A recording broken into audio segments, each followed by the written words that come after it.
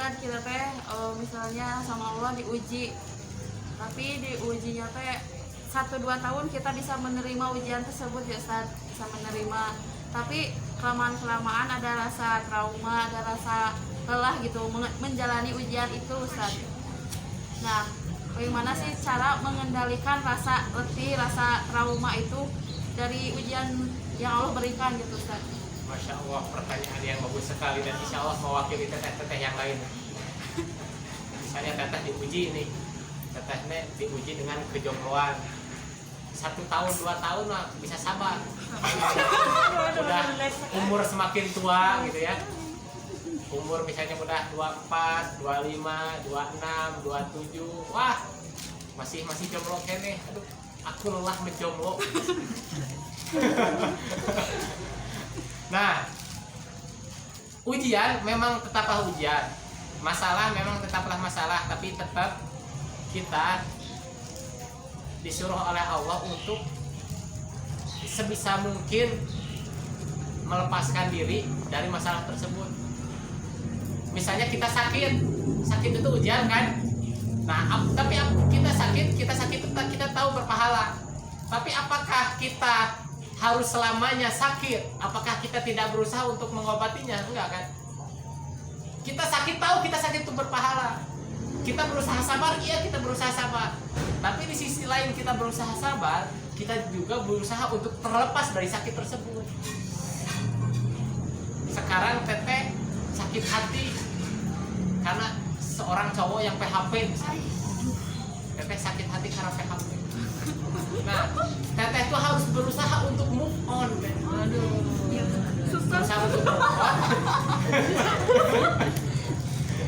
Nah, teteh sakit hati, tetehnya teh insya Allah berpahala, insya Allah. Tapi di sisi lain juga teteh harus berusaha move on supaya bisa mendapatkan kenyamanan. Jadi masalah-masalah yang datang itu kita di sisi lain harus sabar, plus di sisi lain kita harus berusaha melepaskan. Kayak teteh tadi, kita diuji 1 tahun 2 tahun kita bisa sabar, ya tergantung ujiannya apa dulu. Kalau diuji dengan kejombloan berarti kita harus berusaha nyari,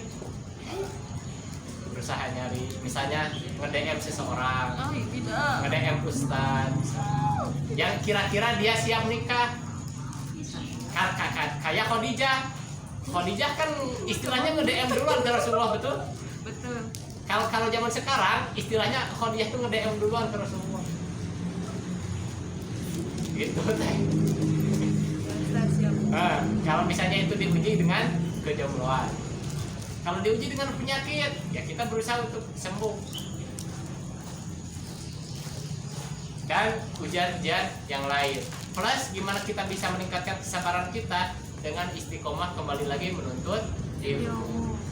Karena teringat suatu hadis kata Rasulullah SAW, majtama'a qaumun fi baitin min buyutillah yatluna kitaballah wa yatadarasunahu bainahum illa nazalat alaihimus sakinah wa ghasyiyatuhumur rahmah wa hafathumul malaikah wa dzakarahumullahu fi man indahu.